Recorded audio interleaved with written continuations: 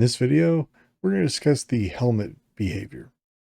All right, so you can see that I've kind of created myself a little alien world. In fact, we created this in our last episode using skyboxes. If you haven't checked that out, be sure to do that. But that's how we have this cool little sky overhead. I'm just using like the mountain area to kind of create a alien world. I've scattered some rocks about and so forth. Pretty desolate though. Got my spaceship here. And I've got a helmet on, and you can see that is overlaid onto the viewport. And so it looks like I've got the helmet on my head. And that helmet comes equipped with a navigation compass if you want it, and you don't have to have it, but you can have a compass. You also have some instruction text at the bottom, so we can hold B and use the mouse wheel to zoom in and out. We can press N and get night vision. And then the last bit of it is kind of optional. I'll explain all that here in a moment, but let me show you the zoom real quick. I wanted to, there's there it is. We zoom, there's our little creatures. We can, it's a little fast, but we can zoom in and see our little creature just sun in there in the shade, hanging out. Zoom back out. You can see that magnification factor up at the very top, just kind of giving you a sense for how zoomed in you are.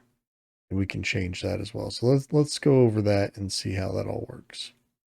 So the first thing to note is that I didn't have a helmet that was a space helmet.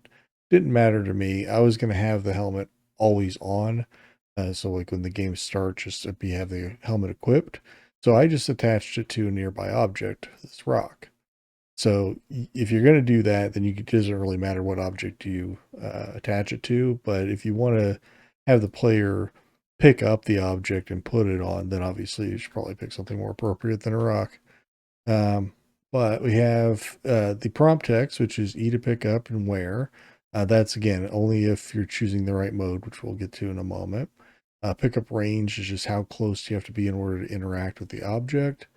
The usage text here, right? We just like we saw before, hold B to plus the wheel to zoom in and out, in for night vision on and off. Now this part here, remove and wear the helmet, really only applies to certain modes. So if I've selected always on, that actually should probably be deleted because I can't take the helmet off. It's always on. So that would go away because we don't want to give them instructions that aren't accurate. We have pickup drop and pickup retain as our other two options. So if we choose pickup drop, what that means is I have the ability to pick up my helmet and wear it. But if I take it off, I can't put it back on again. I discard the helmet. So it's kind of a one-time use. If I choose pick up retain, then I can pick it up, put it on, take it off, put it on, take it off as many times as I want to. So be careful which helmet mode you choose, and then I would say update the usage text accordingly. We have the min zoom and max zoom. If I say zoom in, I think most people would mean getting closer. Min zoom would be the opposite of that. It's basically zooming out. So you're going away from the zoom, if that makes sense. Then max zoom would be how close can you get to the object that you're zooming in on, right? And we have zoom speed. How fast can they zoom in? Now you saw how fast I was zooming in at just 1. So keep that in mind. I think depending on the distance that you're trying to zoom on, that might be, something you'd want to change. But if it's going to be fairly close, like my scene, you probably don't want to speed that up too quickly because it's going to make people sick. So play around with that, play test that, get it to feel just right for you. Probably be fine. We have the zoom readout X and Y. Now, if you recall, at the very top of the screen, right under the compass, we saw a readout come on the screen when I pressed B and used the mouse to zoom in and out, and that told us how close we were zoomed in and out. It gave us a number. That's the readout of the zoom. We can position that anywhere we want, but because it's positioned at X50, that's middle of the screen. So remember, X is horizontal with 0 over here and 100 over here. So 50 would be right in the middle. And then Y is vertical with 0 at the top and 100 at the bottom. So 10 is pretty close to the top. So you can position that anywhere you see fit. And we have the compass. Now you don't have to have a compass. You can turn it off. But I liked it, and so I decided to leave it on. If you do turn on the compass, then you have the compass position, top or bottom. So you can just decide where you want it to display. Bottom would just be right above where we saw the usage text, just above that. Then we have the image file. Which image are we using as the overlay?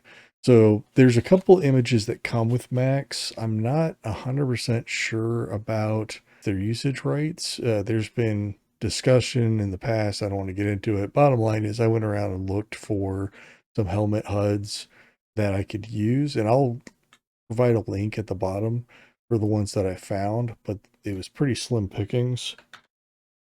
So you can see these two are the ones that come with Max. And then I found one that basically had 3 variations. It's the same helmet. It's just orange, blue, and green. Now that one, if I remember right, explicitly said the person made it and was offering it to that particular community to use, which I took to mean Creative Commons. Hopefully that's the right interpretation. And I found this. I don't remember where I found this off the top of my head, but again, I'll leave links at the bottom so you can go back and look at that for yourself. But I like this one as well. Let me just show this one. That one's kind of cool also. Little sci-fi helmet. So obviously the HUD that you want needs to be transparent in the center, and you're going to want to make sure that the usage text and the compass, if you're going to use it, are all visible, whatever you choose. That is not the end of the story. It doesn't have to be a helmet, right? Let me show you something else kind of cool. We talked about skyboxes. I'm going to change the skybox. We'll move it to a starry night kind of thing. And then we can also turn terrain off. Right? So we can take the water out, terrain out. Of course, my rocks are all out there and floating in space, but that could just be a meteorite thing. Let's see. I got to find the rock that has my helmet on it. There it is. Okay. So now let's change the helmet to be something other than a helmet. So now we're floating around in space, you see? We've got these meteorites floating around with us, and we can avoid those. Ooh. So kind of an illusion, obviously. There is another way to do this, and we'll cover that in a future video, but I just thought this was kind of a neat play on the idea of a helmet HUD. But that's it. That's helmets explained. If you enjoyed the video or if you learned anything new, please be sure to click the like button down below. That helps me out a lot. It really does. If you're new here or if you just haven't subscribed yet, I'd love to have you stick around trying to grow the channel and get the word out about Max. So please be sure to do that. And then lastly, if you'd like a notification for whenever new videos are posted, just click the bell icon and that'll let you know whenever a new video is ready. But that's it. Thanks so much for watching all the way through. I appreciate it, and I'll see you in the next one. Bye for now. Hey, don't forget there's a written guide for every behavior, including ones I haven't yet covered on this channel. And if you want to learn some more, why don't you check out this video next.